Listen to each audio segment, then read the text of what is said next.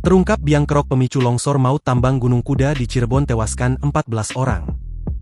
Kepala Dinas ESDM Provinsi Jawa Barat, Bambang Tirto Yuliono, menyesalkan kejadian longsor di area tambang batu Gunung Kuda Desa Cipanas Kecamatan Dukupuntang Kabupaten Cirebon. Ia mengungkapkan bahwa pihaknya sudah beberapa kali memperingatkan pengelola tambang bahkan sebelum insiden longsor terjadi. Ini adalah sebuah kesalahan dalam metode penambangannya. Kami dari Dinas ESDM sudah memperingatkan berkali-kali, kata Bambang. Ia mengungkapkan lokasi tambang sebenarnya sudah diberi garis polisi.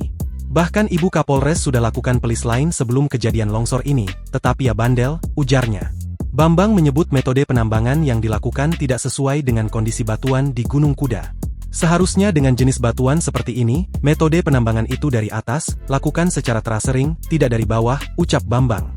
Akibat peristiwa ini, Dinas ESDM menutup sementara aktivitas tambang bahkan tak menutup kemungkinan akan ditutup secara permanen. Sebelumnya, proses pencarian korban longsor di area tambang batu Gunung Kuda untuk sementara dihentikan. Minimnya pencahayaan menjadi kendala utama sehingga pencarian terhadap korban akan dilanjutkan besok.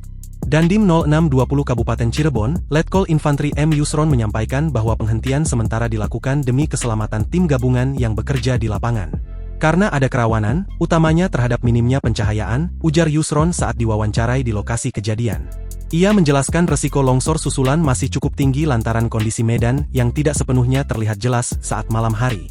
Kita tidak tahu dari mana datangnya longsor itu, pencahayaan ini cukup terbatas. Sehingga pencarian dihentikan kurang lebih jam 17:20 WIB, selanjutnya untuk besok akan dilanjutkan untuk pencarian pukul 7 WIB, jelas dia. Terkait jumlah korban, Yusron mengatakan ada 14 orang. Untuk yang meninggal dunia saat ini memang 14 orang dan yang dibawa di rumah sakit ada 9 orang yang mengalami luka-luka, ujarnya. Adapun upaya evakuasi melibatkan personel gabungan TNI, Polri, BPBD, serta relawan dengan dukungan 4 alat berat. Sejumlah kendaraan tambang dan alat berat terpantau rusak parah akibat tertimpa material longsoran.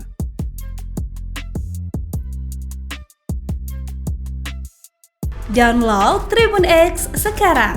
Menghadirkan lokal menjadi Indonesia.